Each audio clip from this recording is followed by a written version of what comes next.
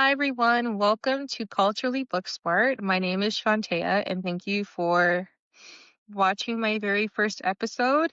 So I know I was supposed to launch an episode 2 weeks ago. However, starting this week, we're going to continue to upload new videos on Tuesday and Thursday. So please click the notification bell so that you're notified. Um, and I hope that you continue to watch. I hope that you subscribe. And most importantly, I hope that you share your thoughts and opinions on what is discussed in this video in the comments below. Let's get these comments going so that we can have a discussion together as a community. So the past couple of weeks, I have immersed myself in the book The Long Road Home by Deborah Thompson. And here it is. So Deborah Thompson has done an amazing job in providing insight into the psychological and emotional struggles many African Canadians experience as a result of feeling like they don't belong. In 2024, it was reported that 32.5% of Canadians who identify as a visible minority have a weak sense of belonging.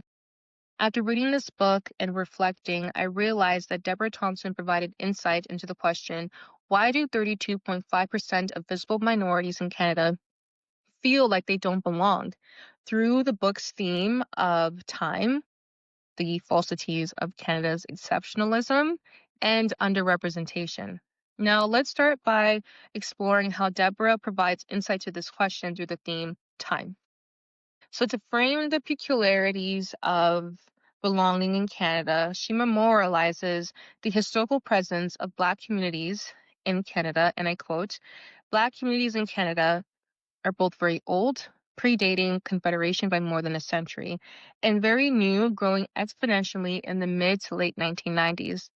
Despite the historical roots of other families in Canada, of her family in Canada, she still faced the question of where are you from? As if the fact that she was a fifth generation Canadian on her father's side and fourth generation Canadian on her mother's side was enough to solidify her identity as a Canadian. Specifically, Deborah's family's historical roots in Canada began in Shrewsbury, Ontario. To quote, my father was born in 1944 and spent the first years of his childhood in Shrewsbury, Ontario. It's a tiny town about 50 miles east of Detroit on the shores of Lake Erie. It and other neighboring towns such as Buxton and Dresden. Nonetheless, the moments of being asked where she's from proved to Deborah that the historical roots of a Canadian is only valid for white populations. Specifically, she states that, but that doesn't change the fact that the question is often posed to racial minorities, and that asking this question fits a long-standing pattern in which claims about time are used to give white populations the ability to assert dominant ownership of territories and primary original belonging to the nation. So theme two. So theme two is the falsities of Canadian exceptionalism. So in addition to the ignorant assumptions of her nationality, Deborah Thompson illustrates how Canadian exceptionalism plays a key role in her weakened sense of belonging.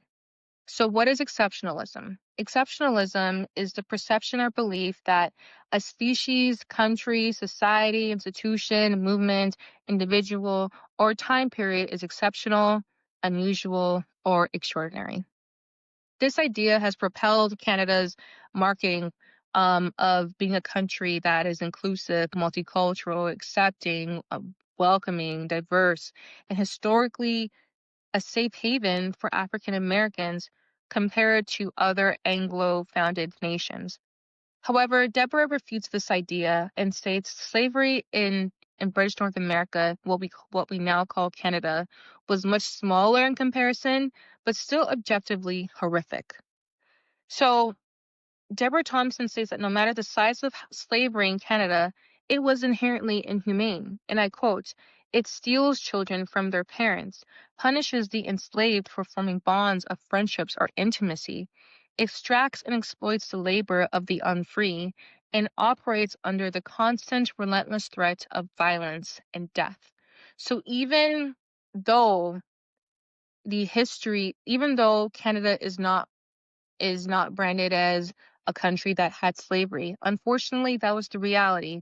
And it's the reality that is oftentimes not taught enough in schools. For example, when I was in high school, I wasn't taught that slavery existed.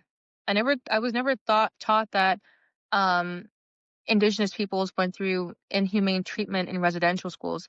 I wasn't taught these things because these are things that they've tried to hush hush to run away from the historical racism that has built this country. And she even references the hanging of Angelique, which was written by the historian Afua Cooper, and I quote, the untold story of Canadian slavery. So Angelique was a Portuguese-born enslaved woman who was accused of starting a fire that disseminated old Montreal. So Angelique was tortured into confessing that she set the fire.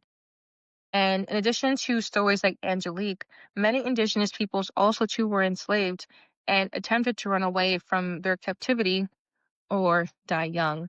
So again, the histories of slavery, the histories of brutality against indigenous and colored groups is something that Canada tries to shy away from, and with the hopes that people will always identify Canada as being the land of nice people and the land of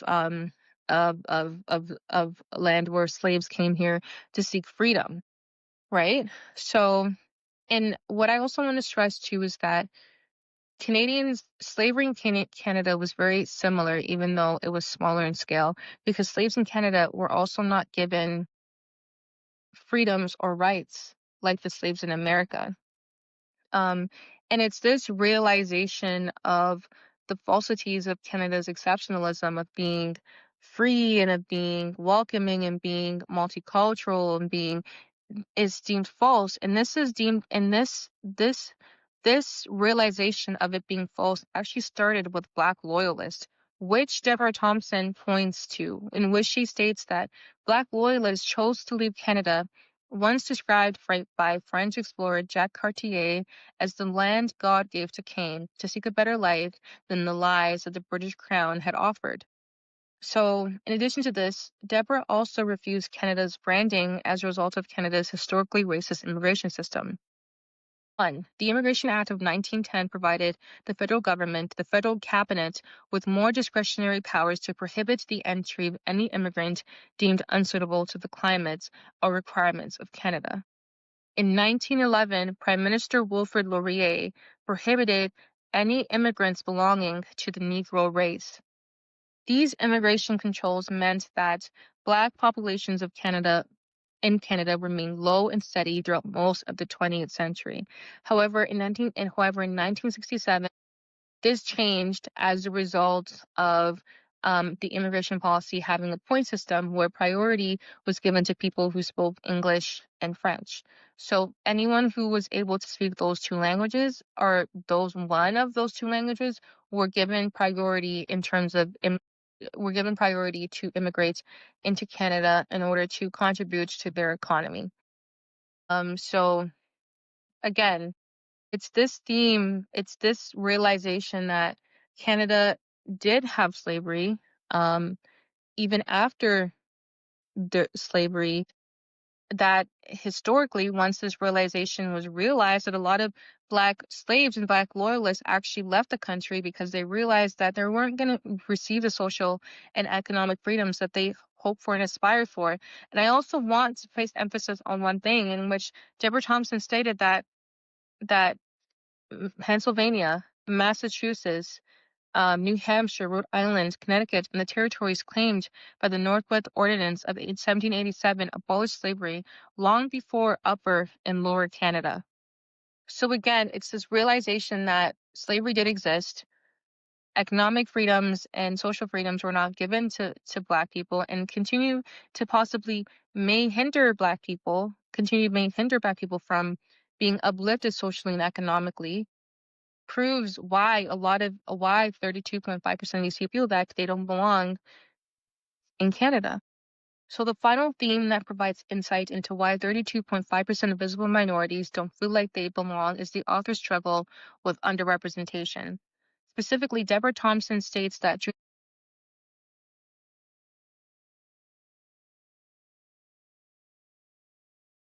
the only black kid in the soccer team, the only black employee in the branch of Indian and Northern Affairs Canada. The experience of being the only one fed into the unhealthy thoughts of what it meant to be black. As a result, she would equate being black to being something bad. Reason being, spaces that were often preoccupied by black people, for example, the Caribbean Festival, which we all know as Caravana, was quote regularly portrayed in the media as a space of interchangeable black revelry, violence, and danger. These portrayals created a standard of what it means to be black and left Deborah to feel othered as a result of not living up to these portrayals. Because for Deborah, she couldn't identify to the stereotypes given to black people, but she also could not identify to white people themselves. So she felt in a sense of, okay, it's like if I can't identify to this community and I can't identify to that community, then where do I belong? Right. So that was another hindrance to her sense of belonging as a child growing up in Canada. As such, to no longer be no longer underrepresented, meant that the voices, expertise, and experiences of Black Canadians are no longer lost in the oversaturation of white superiority. So after returning to Canada, after years of living in America to pursue her postdoctoral fellowship and commence her professorship, the reader can assume that Deborah is unfazed by the overt anti-Blackness of Canada. Specifically, Quebec Premier François Legault downplaying of systemic racism in Canada, even though Bill 21, also called the Laicity Act and passed by the Coalition Avenir Quebec, bans public servants that are in position of power from wearing religious symbols while at work and requires those receiving services from the provincial government to do so with their faces uncovered. However, systemic racism doesn't exist. Provinces like Quebec continue to enable the feeling of unbelonging as a result of its covert nature as being racist, xenophobic, and intolerant. So, how do we as Black Canadians overcome this feeling of unbelonging? So, according to Deborah Thompson, this starts with understanding our place in the African diaspora. Fortunately, the African diaspora is not limited to individuals who represent a singular definition of what it means to be Black. Instead, the African diaspora is the representation of Black people with different experiences, cultures, and languages. For this reason, Deborah Thompson states, with access to all this beauty, all this connectedness, and complication, spirit and soul across hundreds of years and the thousands of places where we have made homes simply by existing exactly where and as we are, shallow belonging in the nation state pales by comparison. As such, we can find our belonging in our local, national, and global African diasporic communities. Overall, this book did a great job in providing some insight into why 32.5% of visible minorities feel a weakened sense of belonging. If you have read this book, please let me know how you feel about how it explores this topic of belonging in Canada as a visible minority in the comment section below. And if you haven't read this book and are interested in getting the book, you can find this book in the link below. I want to make sure to mention that the link below is an affiliate link, so I will be making a commission on the book's sale. So yeah, overall, guys, I love the book. The writing style is a mix of academic but also very conversational. So she allows you to really step into her mind, and when she reflects on moments in her past, moments in her childhood, and almost also moments throughout her professional career, for you to really understand why she feels. And even with exploring why she feels, she does a great job in providing historical context to help you the understand to help you understand why her feeling is its feeling and to validate that feeling. So she provides historical context to validate whatever she's feeling, to show that, hey, This is why I'm experiencing it. This is what I experienced, and this is why I'm experiencing it. So she does a great job in exploring the what and the why. And the why is explored through history, and she does a great job in doing that. Am I surprised? No, because she's a professor, a political science professor, I should say. And she is a phenomenal writer. I think this is the honestly, when I read it, this has to be my favorite read of this year. And I mean this no bias just because she's Canadian. Like I really her writing is probably the best writing I've experienced in a very long time. And I hope that she gives us something new because this was really good. And hopefully this makes Oprah's reading list because it should. It's a really great book. Anyways, I want to get into the book news. Recently, Zodi Smith, Michael Rosen, Irvin Welsh, and 200 other writers have signed a letter calling for the boycott of Israel until the people of Gaza are given adequate food, water, and aid. So we all know that Gaza has recently got into a famine crisis. Well, the people of Palestine don't have access to food, don't have access to water, and I want us to put into perspective, as women, as man, as humanity, the basic restrictions of what it means to live. These people are restricted from because they don't want to be colonized. Now, recently, the UN Security Council stated that the famine is man-made, and they consider that the act of starvation as a act of war. And I find it extremely important that writers that, give people an escape, and also teach us and inform us have decided to take a stand against something that no one wants to write about, nor do anyone want to read about. And it's unfortunate that we are in a time and space where these people don't seem to learn from history and don't seem to value the life that we claim to. Um, yeah. And I think to myself all the time, I'm like, it's like when is enough enough? When is it enough where we as humanity can just live in peace and put aside our differences to just live, you know?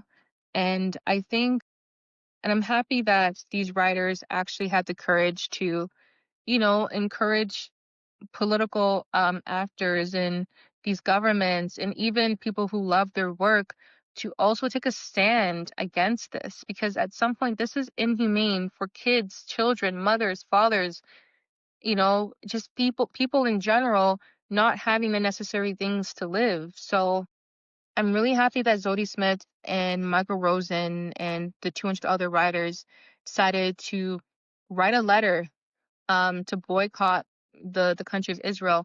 And I want to emphasize that I'm not anti-Semitic. I'm not anti-Palestine. I am pro-humanity. And I feel like religion is something that should not be used as a difference, but as something that we just respect. If you want to practice a certain religion, that is fine. It's as long as you're not harming anyone, I don't see why it is an issue.